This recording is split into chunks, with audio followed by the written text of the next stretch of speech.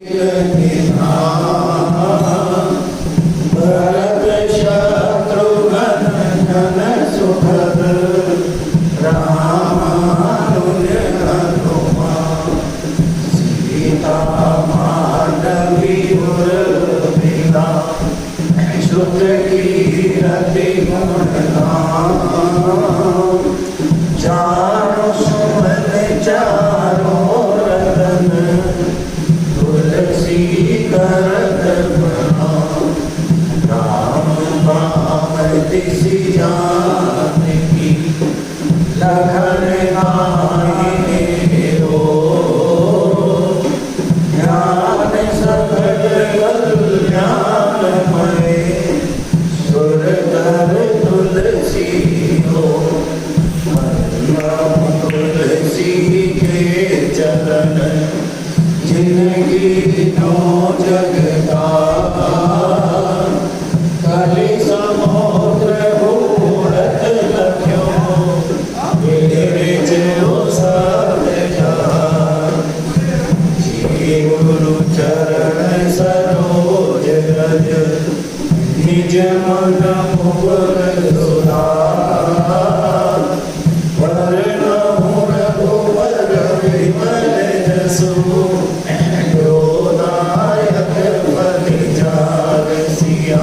पति राम जय जय राम मेरे प्रभु राम जय जय राम करो कल्याण राजा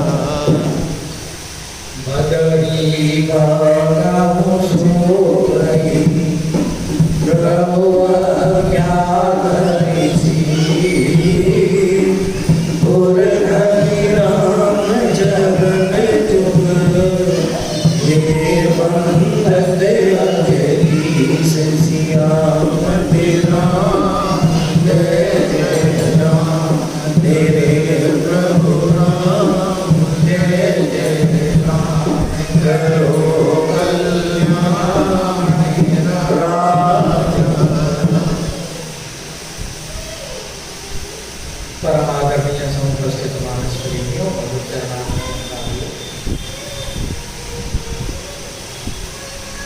कांड के अंतर्गत आप सुन रहे हैं।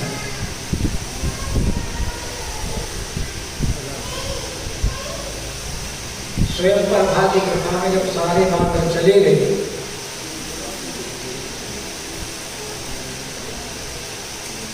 और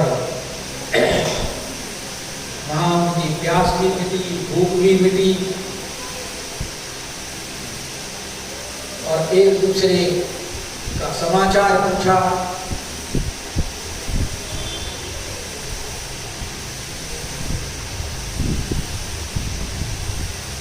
समाचार पूछने के बाद उन्हें स्वयं प्रभा ने बताया, भाई इस गुफा में आने के बाद मैं तो भी जा नहीं सकता, मैं अपने तप के द्वारा स्वयं भी जा सकता। क्योंकि जब मानव ने पूछा कि हम कैसे जाएंगे बाहर, तो बोले तुम भी देखा।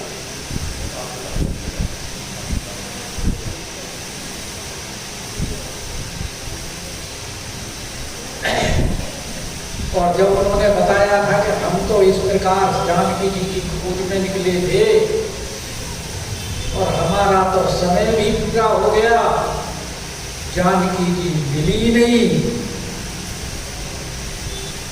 उनके बारे में भी कुछ बता दो। जब आप तप में इतनी प्रवीण हैं कि आप अपनी तपस्या के बल से हमें इस गुफा से बाहर कर सकती हो, तो हमारी समस्या का भी कुछ समाधान कर दो थोड़ा सा।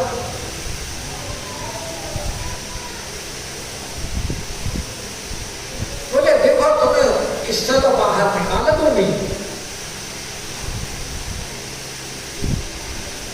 लेकिन समस्या का समाधान आपका वही होगा जहां तुम निकल के जाओगे।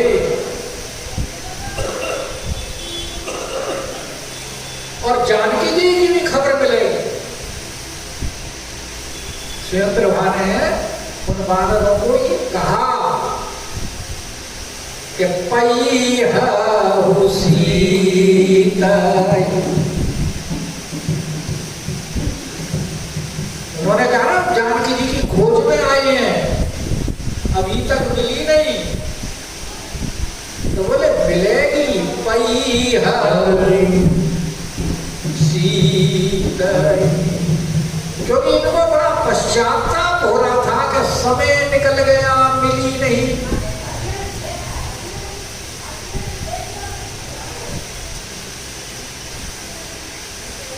तो बोले पछताओ मत,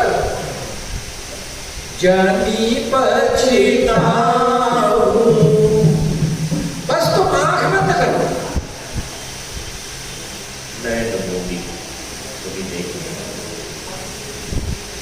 क्योंकि जानकी जी का भेद तो संपाति ने बताना है।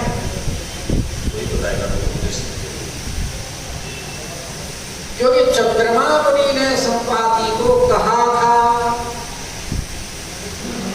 आगे आएगा ना प्रसंग,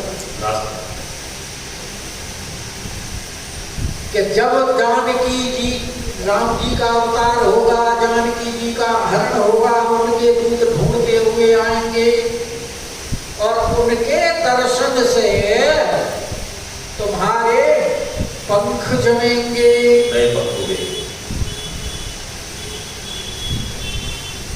तब तुम उनको जानकी जी का पता बताना।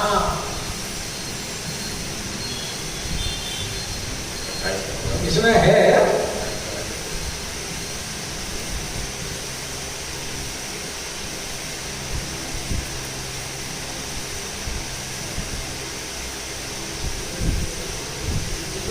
त्रेता ब्रह्मणुजतनुधरयिता सुनारि निशिचर पतिहर तासु खोज पढ़ई प्रभुदूता दिनहि बिरेते भोग पुनीता जमि हरि पंख रसि जहि चिंता दिनहि दिखाई देह सुदेह सीता।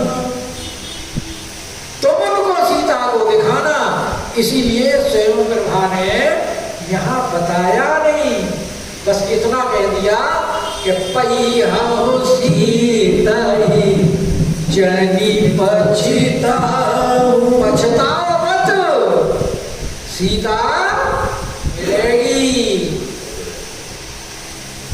और बस जैसे ही जब उनके कहने से आंख बंद करी तो कहाँ आए वो, घाड़े सरगल सिंधु के तीरा। और ये तो पहुंचे सिंधु के किनारे और स्वयं प्रभा भगवान के पास गई और वहां नाना प्रकार से उनकी प्रार्थना। अध्यात्म रामायण में बड़ी सुंदर प्रार्थना लिखी है।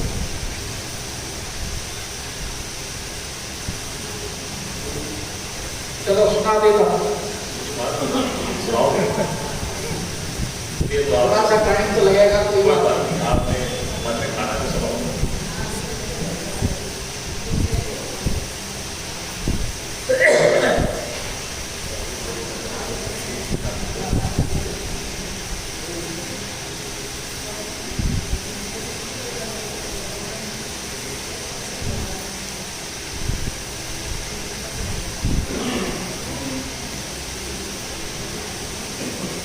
अध्यात्म रामायण में लिखा है कि जब स्वयं प्रभा भगवान के पास पहुंची,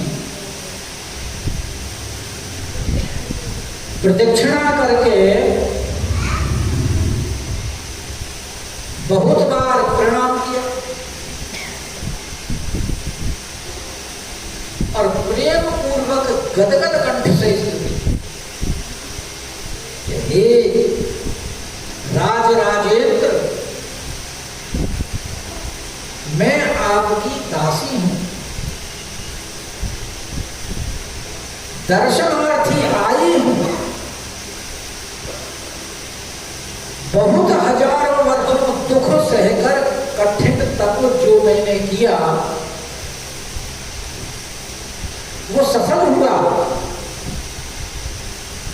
कि माया से परे आपका दर्शन मैं कर रही हूं। क्योंकि भगवान के और जीव के बीच में माया का ही तो आवरण है। जब तक ये आवरण नहीं हटता तब तक भगवान के दर्शन नहीं होते।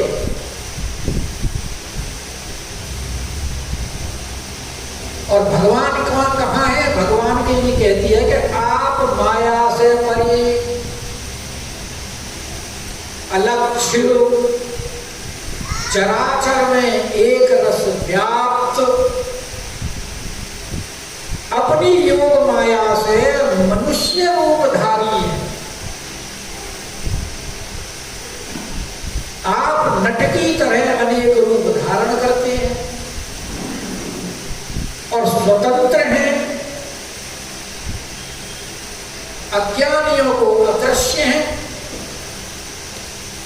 महाभागवतों को भक्ति योग का विधान करने के लिए अवतीर्ण हुए। भला में आपके यथार्थ रूप को कैसे जान सकते? संसार में जो कोई आपका परम तत्व जानते हो यह उसे भले ही जाना करे, पर हे राम मेरे हृदय सदन में तो आपका यह दिव्य रूप सदा प्रकाश करता रहे। मोक्ष के देने वाले युगन चरण कमलों के दर्शन मुझे आपने दिए। जो स्त्री पुत्र धन इत्यादि लोक ऐश्वर्य के अभिमानी हैं वे आपका नाम लेने योग्य नहीं, वे आपकी स्तुति नहीं कर सकते, क्योंकि आप तो विषकिंचन के ही सर्वस्व हैं। अभिमानियों के नहीं, चाहे किसी भी प्रकार का अभिमान। आप निर्गुण और दिव्य गुणों के आयतन हैं। आपका आदि मध्य अंत नहीं। आप काल रूप हैं। जीव मात्र में एक रस विचरते हैं। आप परम पुरुष हैं। आपके चरित्र का मर्म कोई नहीं जानता। आप शत्रु मित्र उदासीन रहित हैं, पर जिसका जैसा भाव है आप उसको वैसा ही देख पड़ते हैं। जाकी रही प्रभु मूरत। आप अकर्ता अजन्मा ईश्वर हैं। लोग आपके अवतार के अनेक कारण कहते हैं। जो आपका चरित्र गाते हैं वे आपके पद कमल को देखते हैं। आपकी प्रभुता में कैसे जान सकती हूं? इस प्रकार से स्तुति उसने की।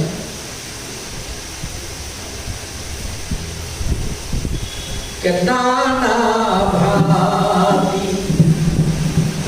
विनय की,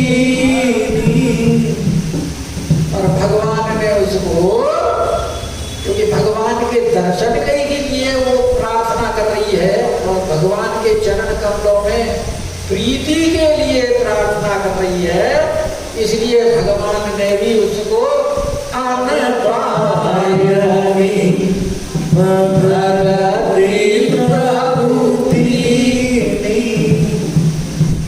जो भक्ति भगवान बड़ी मुश्किल से किसी किसी को देते हैं।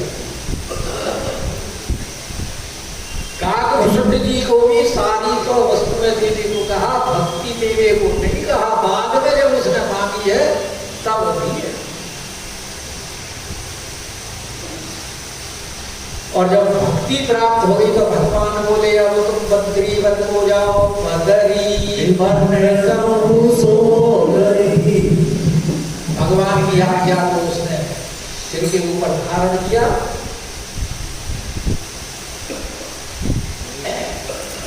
क्योंकि भक्तों का धर्म है सिर धरिया करिए तुम्हारा, हरे परम धर्म ये नाथ हमारा। भगवान शंकर का भगवान से ऐसे बोलते हैं तो बाकी तो भगवान की आज्ञा कोई है कि भगवान की आज्ञा का उल्लंघन कर सके, क्योंकि राम रजाई शीश सब ही के।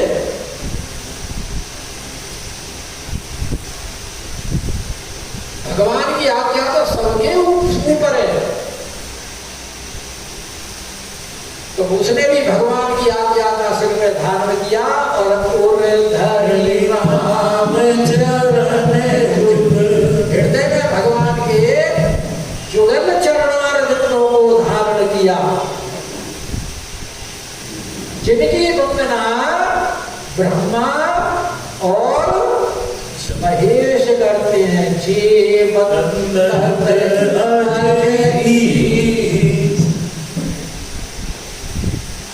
क्योंकि ब्रह्मा और महेश, ब्रह्मा उत्पत्ति के देवता और महेश संहार के देवता, और भाई उत्पत्ति और प्रलय इन दोनों में ही सब कुछ है। आवा और गमन इसी में ही तो फंसे हुए हैं सब, मरण और जीवन, और उन दोनों के देवता जो है वो जिनके चरणों की वंदना कर रहे हैं उनके चरणों को स्वयं प्रभा ने अपने हृदय में धारण किया। तो यहाँ विचार कभी मन माही, अरे प्रिय। अब आप ये देखिए कि भगवान का कार्य स्वयं सिद्ध होता है। कोई ये अभिमान ना करे कि हमने भगवान का कार्य किया। इस गुफा में हनुमान जी, जामवंत जैसे सारे फंसे पड़े थे,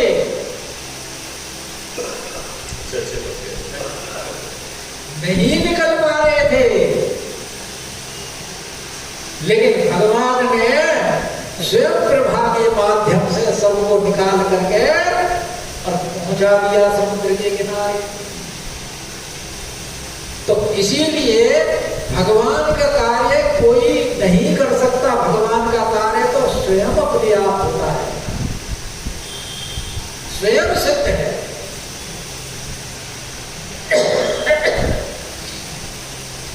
अब यहां सारे विचार कर रहे हैं कि अवधि बीत गई, कैसे जाना? क्योंकि जब चले थे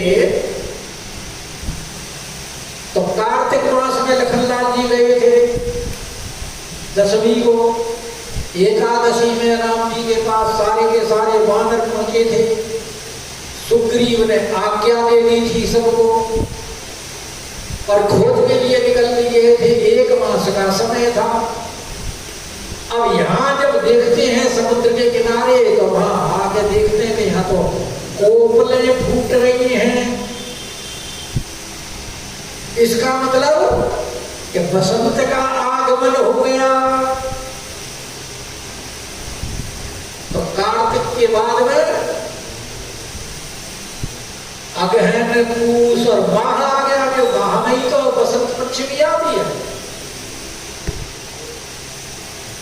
बोले भाई ये तो अवधि निकल गई, वहां गुफा में ही पता ही नहीं लगा कि बीती अवधि और काज कछु और काम राम जी का कुछ हुआ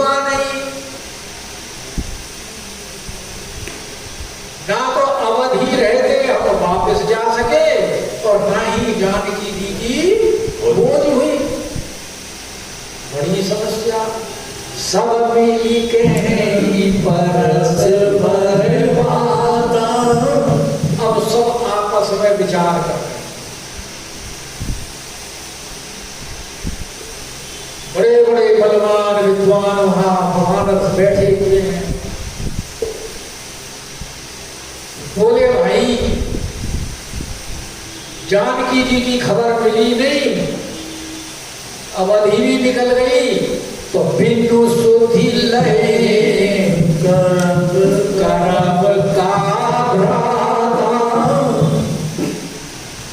सुधि भी नहीं मिली, समय भी निकल गया, और वहां उसने कह दिया था कि भैया अवधि बीते आए तो मार दिए जाओगे, और जानकी जी की खबर लिए बिना आए, मानो अगर अवधि बीत भी गई और जानकी जी की खबर मिल जाती तब भी प्राण बचने की संभावना थी। पर यहां तो अवधि भी निकल गई और खबर भी नहीं मिली, तो अब क्या करना चाहिए? बिनु सुधि लहे करब का भ्राता।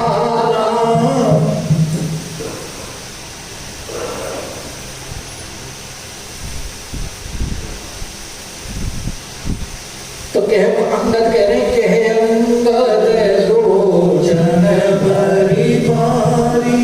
अंगद की आंखों में आंसू आ, क्योंकि नेता तो अंगद ही थे। और बोले भैया दोनों प्रकार से हमारी तो मृत्यु है, क्योंकि प्राण बचने की संभावना होती है अगर जानकी जी की खबर मिल जाती। इसीलिए तू प्रकार भई मृत्यु हमारी, यहाँ न सुधि सीता के माई, और वहाँ गए मार गई कबीराई। और वहाँ जाने के बाद में तो हमको सुग्रीव छोड़ेगा नहीं, क्योंकि ये तो उसे पता है कि ये बाली का लड़का है, और बाली ने कितने कष्ट दिए हैं सुग्रीव को। वो तो हमको पहले ही मार देता अगर राघवेंद्र सरकार ने हमारी रक्षा नहीं की होती तो, क्योंकि बाली अंगद को भगवान के हाथ में सौंप करके गया था। और यही बात अंगद को अब स्मरण हो रही है कि हम तो शत्रु के पुत्र हैं, और नियम ये होता है कि शत्रु के वध करने के बाद में उसके परिवार का भी, संतान का भी, वंश को भी समाप्त कर दिया जाता है कि कहीं बड़े होकर के ये बदला ना ले। ये और जंगलों में भी प्रवृत्ति है। शेर जब एक दूसरे के क्षेत्र पर अधिकार करते हैं तो उस शेर को तो मार ही देता है, वो उसके बच्चों को भी समाप्त कर देता है।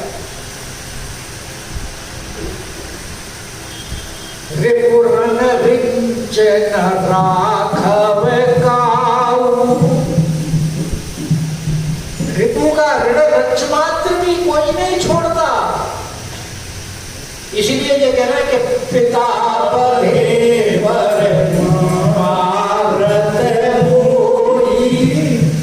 लेकिन हम जीवित किसकी वजह से रहे? राघवेंद्र सरकार की वजह से, कि राखा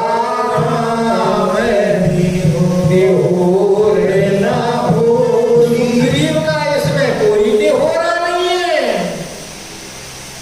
कि उसने हमको जीवित छोड़ दिया। ये तो सरकार की वजह से हम जीवित रहे हैं। पुनि पुनि अंगद के सब पाई, मरण भय से नाई। बार बार अंगद जी महाराज कह रहे हैं भैया अब तो जीवन बचना बहुत मुश्किल है, अब तो हम तो मारे दोनों प्रकार से। छोड़ेगा नहीं सुग्रीव हमको। कि अंगद वचन सुनत कपि वीरा, बोली न सकहि मीरा। अब सारे के सारे बानर, क्योंकि उनका नेता ही जब इतना दुखी है, उसी की आंखों में जल भर आया है, तो वीर तो है बानर, लेकिन यहाँ वीरता से तो काम चलने वाला नहीं है। कोई योद्धा लड़ाई का कोई मामला होता तो उसमें तो भिड़ जाते, लेकिन अब यहाँ तो कोई युक्ति काम ही नहीं कर रही है, तो विचार का विषय है। तो इसलिए अंगद के जब वचन सबने सुनेंगे, अब तो मरना हमारा निश्चित है, तो क्या उत्तर में अंगद जी को कैसे समझाएं कि बोली न सकहि नयन बेदीना, और क्षणिक सोच मगन होई रहे। सारे के सारे सोच में मगन हो गए।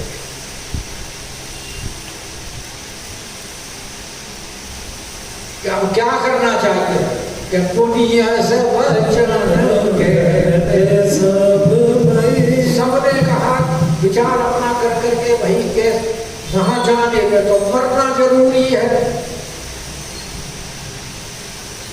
तो उनमें एक तारवी वानर थे, वाल्मीकि रामायण में लिखा है, वो बोले भाई एक काम करो, वहां जाके मरने से क्या फायदा, अरे वो स्वयं प्रभा की जो गुफा है उसी में चलते हैं, वहां जल की भी सुविधा है, फल की भी सुविधा है, खाएंगे पिएंगे और वहां कोई ढूंढ भी नहीं पाएगा,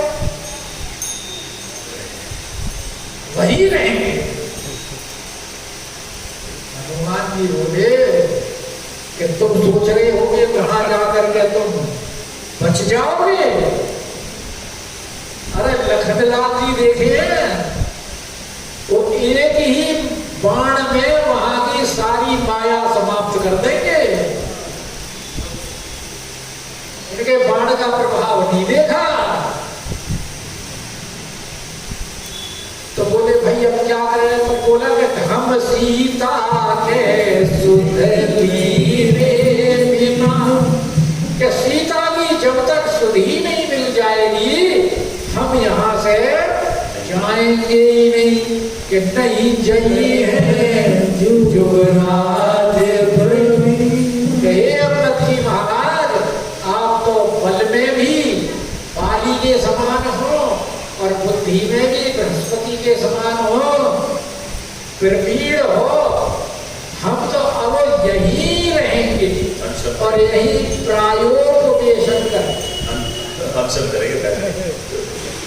प्रायोपवेशन मतलब एक आसन पर बैठ करके भूख प्यास सबका तिलांजलि दे करके और यही प्राण छोड़ गए।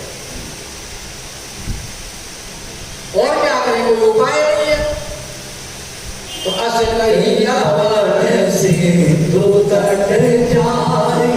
सारे के सारे समुद्र के किनारे पर पहुंच गए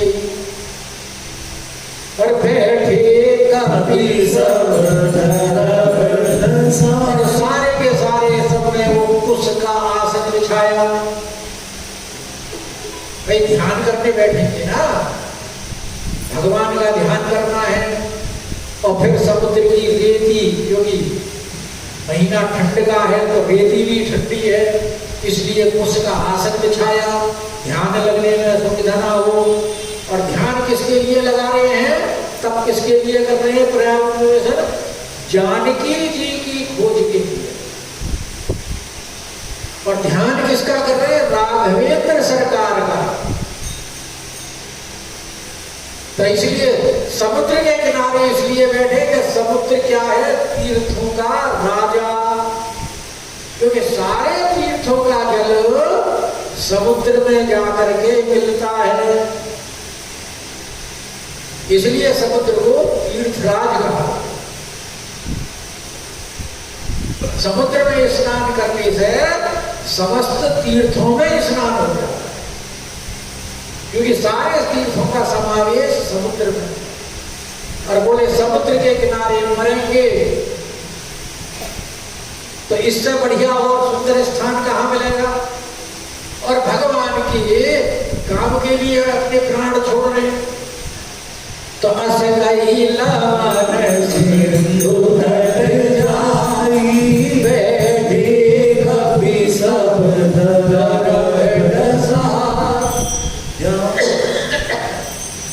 जाम्बवंत ने सोचा भाई ये तो बात,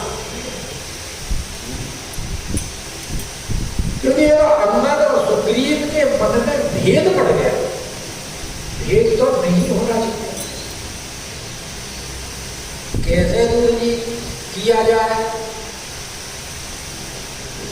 तो मन के संशय तो उपदेश द्वारा ही दूर किए जाते हैं।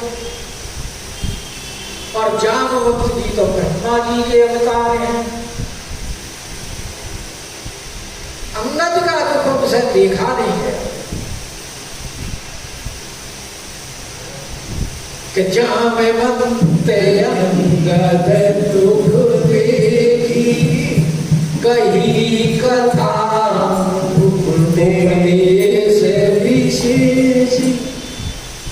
क्योंकि दुख दूर करने का बड़ा ही सुंदर उपाय हनुमत लाल जी ने बता रखा है।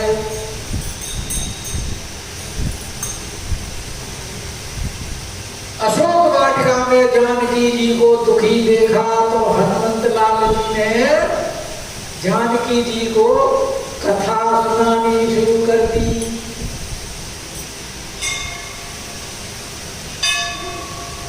हनुमान जी कथा सुना रहे और जानकी जी लागी श्रवण सुने मन लागी। क्योंकि कथा सुनने से दुख दूर हो जाता है, इसलिए यहाँ भी ये जाम्बवंत जी कही कथा उपदेश विशेष और विशेष कथा कही। अरे भाई जिन रामचंद्र जी को तुम मनुष्य मान रहे हो वो मनुष्य नहीं है, उनकी जरा कथा के ऊपर ध्यान दीजिए। अरे विश्वामित्र जैसे ऋषि जो नई सृष्टि की रचना करने में समर्थ, ब्रह्मा जैसी सामर्थ्य, शंकु के लिए नई सृष्टि की रचना करी। जिन राक्षसों को वो भी नहीं मार सके उनको राम जी के द्वारा करवाया।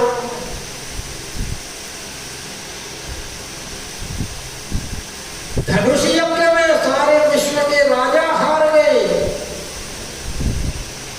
जिस धनुष को तिल मात्र भी नहीं छुड़ा सके उस धनुष को राम जी ने इस प्रकार तोड़ दिया कि कहीं देख भी नहीं, जान भी नहीं पाया कब उठाया, कब चढ़ाया, कब तोड़ा। लेते उठा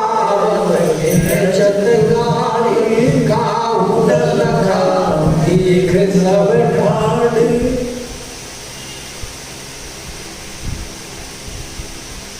और जयंत की कथा सारे ब्रह्मांड में घूम लिया। ब्रह्म लोक शिव लोक सब लोक सब में घूम लिया वो, लेकिन कहीं उसको किसी ने रखा नहीं। काहू बैठन का न कोई राखी को सके राम कर दो। और खरदूषण तीसरा का वध किया। तो भैया ऐसे राम जो कार्य अद्भुत अद्भुत कार्य जिन्होंने करे हैं, क्या वो साधारण मनुष्य है? कही कथा उपदेश विशेषी तात नामय नर जतिमान इनको मनुष्य मत समझो आप। कौन है ये? निर्गुण ब्रह्म अजित अज जानो ये तो निर्गुण निराकार ब्रह्म सगुण साकार होकर के प्रकट हुआ है।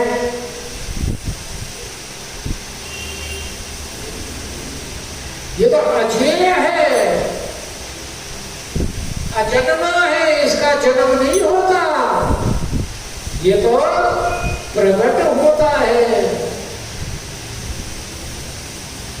प्रकट कृपाला दीन दयाला परसों बात है वही तो करें निर्गुण ब्रह्म अजित